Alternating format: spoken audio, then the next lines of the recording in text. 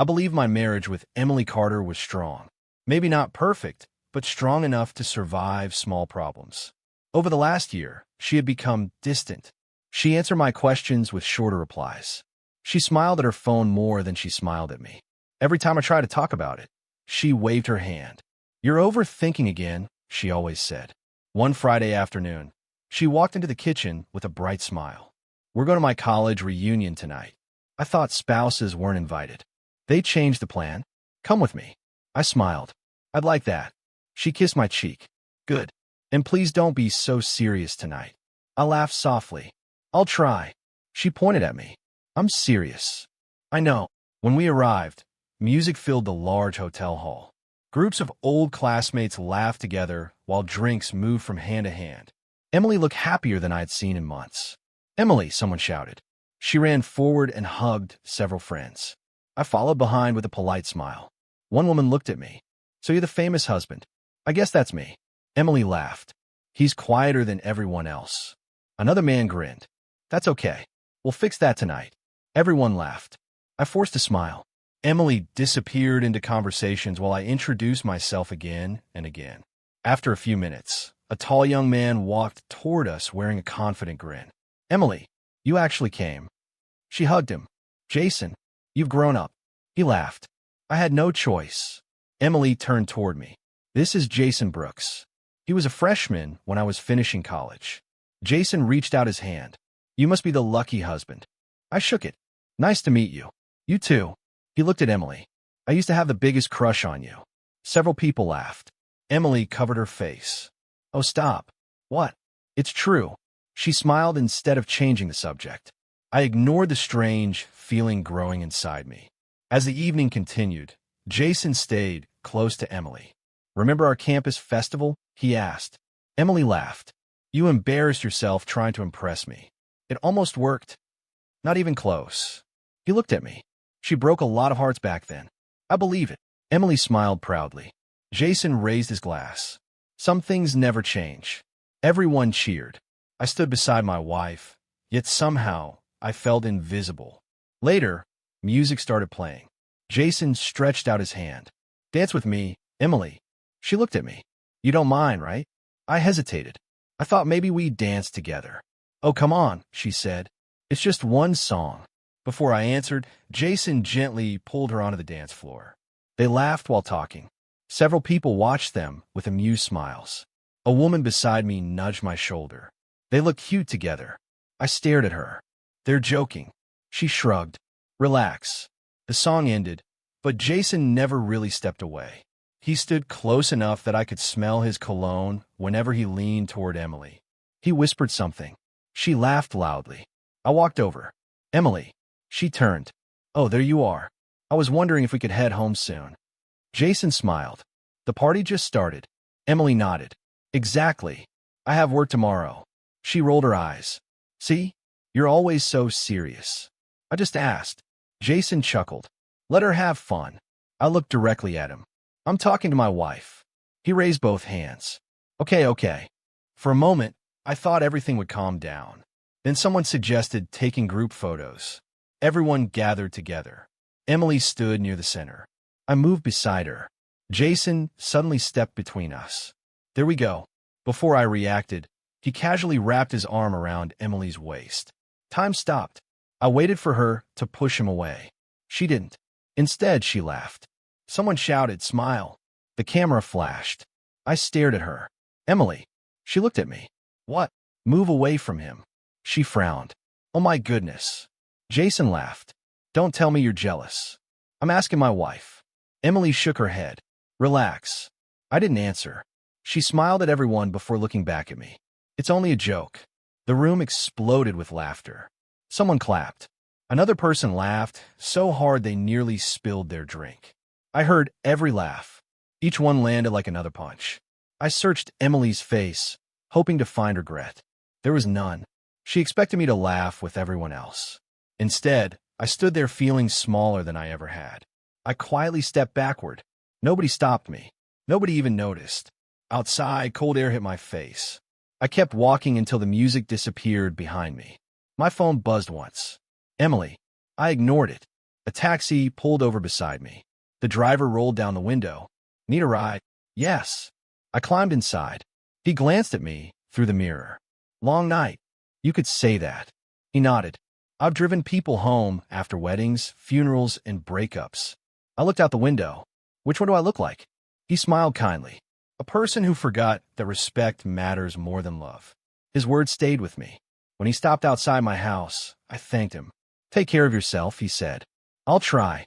Inside my silent home, I sat alone in the dark. For the first time, I asked myself a question I had avoided for years. Had I been protecting my marriage? Or had I only been protecting my fear of being alone? The next morning, I woke before sunrise. For a few seconds, I forgot everything. Then I remembered Jason's arm around Emily's waist. I remember the laughter. I remembered her smile when she said, "It's only a joke." Something inside me stayed quiet. Not peaceful, just empty. Emily walked into the kitchen wearing comfortable clothes, humming to herself. "Morning," she said. "Morning." She poured coffee into her favorite mug. "You left pretty early last night." "I know," she laughed. "You really know how to ruin a fun evening." I looked at her. "Do you really think that's what happened?" She sighed dramatically. "Oh, please. You're still upset." "You weren't." "About what?" I stared at her, hoping she would finally understand. She didn't. "Jason wrapped his arm around your waist." "So, you let him." "It was a joke." I stayed silent. She shook her head. "You're making this bigger than it was." I felt humiliated. "You chose to feel that way." Her words hurt more than I expected. "I chose to feel disrespected." She shrugged. "I can't control your emotions. You could have controlled your actions." Emily rolled her eyes. "There you go again." "What?" "Everything has to be serious with you." I took a slow breath. I asked for respect. And I asked for a husband who knows how to laugh. Neither of us spoke. She picked up her coffee. "Honestly, you're embarrassing yourself." For the first time, I didn't argue. I walked upstairs. She called after me. "Where are you going?" I opened the bedroom closet. "I'm packing." She laughed. Very dramatic. I folded my shirts carefully. She leaned against the doorway. "So what's this supposed to prove?" "Nothing. You'll calm down by tonight." I placed another shirt inside my suitcase. "You always do." I zipped the bag. She frowned. "Wait." I picked up my suitcase. "I'm leaving." She blinked. "What?" "I'm moving out." Her confident smile disappeared. "Stop joking." "I'm not." "You can't be serious." "I've never been more serious." She crossed her arms. "So, you're throwing away our marriage over one party?" I looked into her eyes. "No." "Then why?" "I'm leaving because you laughed while someone else disrespected me." "It wasn't disrespect. It was—" "You're overreacting." "I don't think I am anymore." She stepped closer. "You'll come back." I shook my head. "I don't know if I will." "You always apologize first." "Not this time." She stared at me without speaking. I walked past her. She didn't try to stop me. As I reached the front door, she finally spoke. "So that's it." I answered quietly. "That's enough." I walked outside without looking back. The drive felt strangely peaceful. I rented a small apartment across town. It wasn't fancy. The walls were plain. The furniture was simple. The rooms echoed because they were almost empty. Still, when I unlocked the door, I felt something I hadn't felt in months. Relief. I placed my suitcase on the floor. "This is home now," I whispered. The silence didn't feel lonely. It felt honest. The following Monday, I returned to work. My coworker Sophia Bennett looked up from her desk. "There you are." I smiled. "Morning." She tilted her head. "You look different." "Do I?" "You look tired." "I probably am." She lowered her voice. "Want coffee?" "I'd like that." We sat near the office window. She studied my face. "What happened?" I hesitated. "My wife and I separated." Sophia didn't interrupt. So I told her everything. The party. The laughter. Jason. Emily. The joke. When I finished, she shook her head. "Can I tell you something?" "Please." "You keep blaming yourself."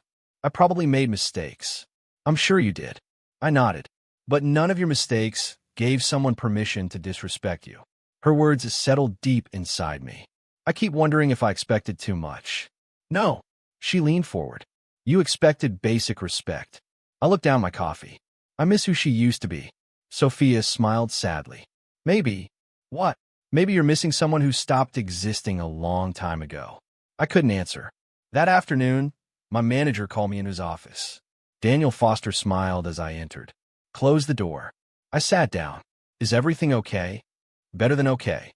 He slid a folder across the desk. I've been watching your work for months. I opened it. Inside was a promotion letter. I looked up. This is real. Daniel laughed. Very real. I wasn't expecting this. You earned it. I don't know what to say. Try saying yes. I smiled for the first time in days. Yes. He stood and shook my hand. Congratulations. Thank you. You've handled every difficult project we've given you. I just did my job. You did more than that. As I walked back to my desk, I remembered something Emily had once told me. You'll never be management. You're reliable, but you're not leadership material. I believed her. Until now. Sophia noticed the letter in my hand. Well, I got promoted.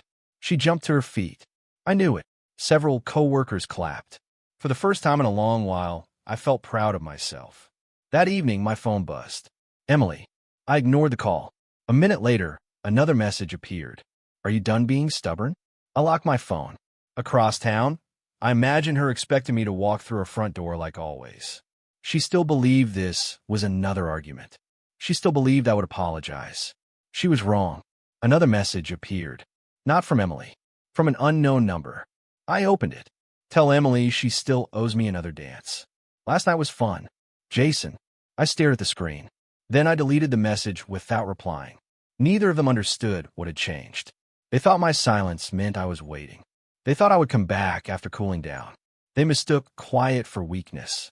They didn't realize my silence meant something completely different now. Every unanswered message, every peaceful night alone, every step forward, all of it carried the same truth. I wasn't running away anymore. For the first time in years, I was choosing myself. And that choice felt like freedom. Months passed faster than I expected. The quiet apartment slowly became a real home. Every morning, I made my own breakfast. Every evening, I returned to a place where nobody mocked my feelings. I worked harder than ever. I accepted every challenge Daniel offered. My promotion came with longer hours, but I enjoyed earning every success. I also started taking care of myself. I joined a small gym. I cooked healthier meals. I slept better. When I looked in the mirror, I finally recognized the man staring back. He wasn't perfect, but he wasn't ashamed anymore. One Saturday afternoon, my phone rang. The screen showed my younger cousin, Noah. I answered. Hey. He laughed. Busy. Not today. Good. I need to tell you something. What happened? You remember Emily. I smiled faintly. That's hard to forget. I figured. He became quieter. I still know a few people from her college group. I guessed that. They've been talking. I leaned back on my couch. About what? You should probably sit down. I already am. He sighed. Jason disappeared. I raised an eyebrow. What do you mean? He stopped calling Emily. That was quick. It gets worse. I stayed silent. Noah continued. Apparently, he thought she had a lot more money than she actually did. What? He liked the expensive restaurants and gifts. I never knew that. Neither did Emily. I rubbed my forehead. So he left. Pretty much. That's unfortunate. You don't sound happy. I don't feel happy. Noah hesitated. There's more. I'm listening. Remember those photos from the reunion? Unfortunately, someone uploaded videos. A cold feeling passed through me. What videos? The ones showing Jason holding Emily. I closed my eyes. They're online. They spread everywhere. I didn't answer. People started commenting. What kind of comments? Not good ones. I remained quiet. Many people thought you looked humiliated. I was. They blamed Emily. I slowly exhaled. I never wanted that. I know. Noah paused. Even her own family spoke up. My family. No. Hers. Who? Rachel. Emily's older sister. I remembered Rachel well. She had always treated me kindly. What did she say? She told several relatives Emily crossed a line. I swallowed. Those were her exact words? Pretty close. What else? She said no husband deserves that kind of disrespect. I stared through the window. Outside, children laughed while riding bicycles. Life continued moving. I never expected Rachel to say that. She defended you. I appreciate it. Emily didn't. What happened? They argued. Badly. Very. Noah sighed. Emily kept saying everyone misunderstood. And Rachel, she said respect isn't a joke. Those words echoed inside me. Respect isn't a joke.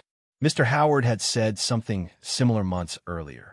Maybe some truths found us more than once because we needed to hear them. Noah cleared his throat. There's still one more thing. I laughed softly. Today is full of surprises. Emily has been trying to reach you. I noticed. She called me too. I frowned. Why? She wanted your new number. You didn't give it to her. Of course not. Thank you.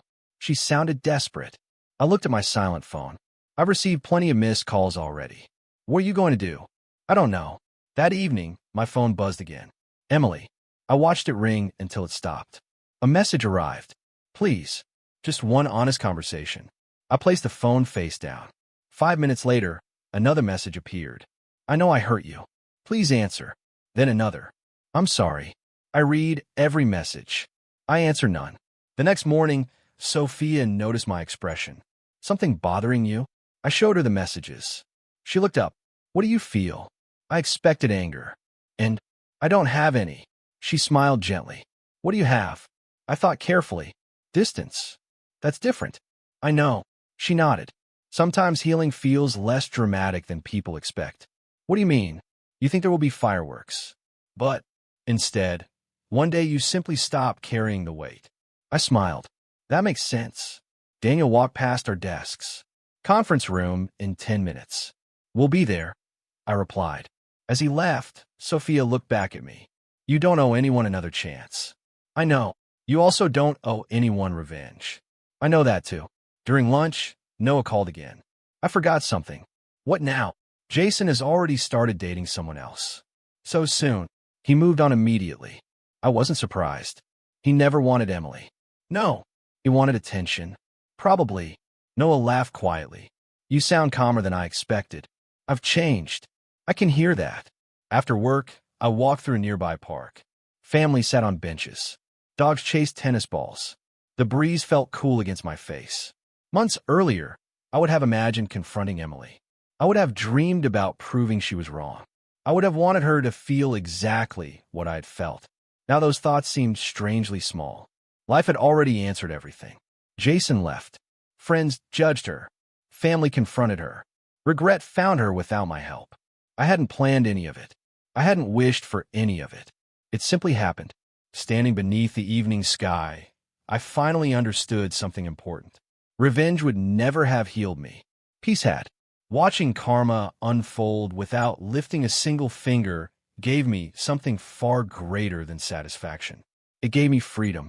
And for the first time since that terrible reunion, I walked forward without looking back.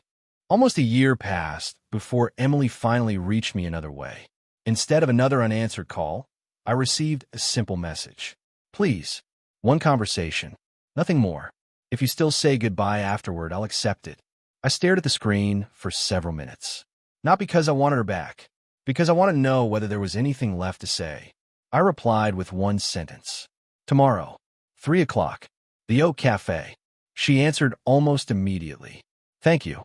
The next afternoon, I arrived early. I ordered black coffee and chose a table near the window. My heart stayed calm. That surprised me. Months earlier, I would have walked into that meeting carrying hurt. Now I carried only curiosity. A few minutes later, Emily stepped inside. She looked different, not because of her clothes, not because of her hair. She simply looked tired. She spotted me and slowly walked over. Hi. Hello. She sat across from me. For several seconds, neither of us spoke. Finally, she took a deep breath. Thank you for coming. I said I would. She nodded. I didn't think you actually would. I folded my hands on the table. You wanted one conversation. I did. She looked down. I've practiced this speech 100 times. You don't need a speech. I probably do. I waited quietly. She wiped her eyes. I was wrong. I didn't interrupt. I kept telling myself the reunion was harmless. She laughed bitterly. It wasn't. No. I convinced myself that attention meant happiness. She looked directly at me. It didn't. I remained silent. I thought respect meant control. What do you mean? I thought if you loved me, you'd always forgive me. Her voice trembled. I expected you to stay no matter what I did. I slowly nodded. I know. I abused that. Another tear rolled down her cheek. I confused your kindness with weakness. I looked out the window for a moment before answering. A lot of people did. She lowered her head. I humiliated you. Yes. I made your pain into entertainment. Yes. I laughed because everyone else laughed. I remember that night. The music, the cameras, Jason's arm around her waist, the room full of smiling faces. Most of all, I remembered her words. It's only a joke. She covered her face. I hear myself saying those words every day. Neither of us spoke. Finally, she whispered, I'm sorry. I believed she meant it. Not because of the tears, because there were no excuses left. She wasn't blaming Jason. She wasn't blaming alcohol. She wasn't blaming the crowd. She was accepting responsibility. I should have protected our marriage. You should have. I failed you. I nodded once. You did. She reached across the table, but stopped before touching my hand. I know I don't deserve another chance. She swallowed hard, but I'm asking anyway. I stayed quiet. I finally understand what I destroyed. She looked into my eyes. I lost the one person who truly respected me. I listened without anger, without satisfaction, without bitterness, only acceptance.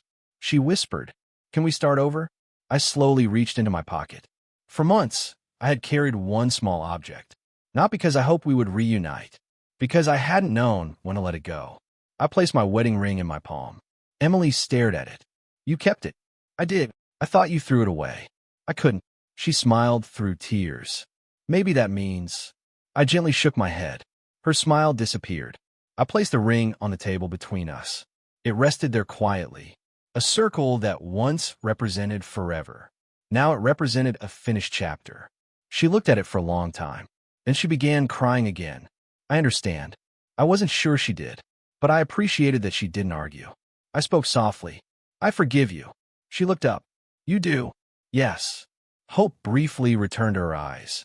I continued. Forgiveness isn't the same as returning.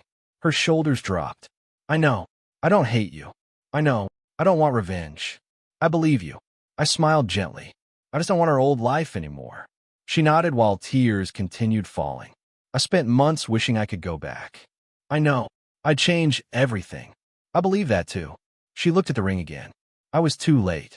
I answered honestly. Yes. The waitress quietly refilled our coffee before walking away. Neither of us touched it. Emily took one slow breath. I hope one day you remember the good parts. I already do. You do? Of course. She looked surprised. Our entire marriage wasn't unhappy. No. But one moment revealed something we could never hide again. She closed her eyes. I understand. I stood from my chair. She looked up quickly. Is this goodbye? Yes. She wiped her face. I don't deserve your kindness. This isn't kindness. What is it? It's peace. I picked up my coat. Before leaving, I looked at her one last time. I truly hope you find happiness. She whispered. You too. I already have. I turned and walked toward the door. Outside, the afternoon sun felt warm against my face. Across the street, Sophia stood waiting beside her car. She smiled as soon as she saw me. How are you feeling? I smiled back. Lighter. She searched my face. No regrets. None. She nodded. I'm glad. We started walking together. After a few steps, she spoke again. You know something? What? Healthy relationships aren't built on excuses. I laughed softly. No, they're built on respect. I remembered Mr. Howard's words. I remembered Noah's call. I remembered Rachel defending me.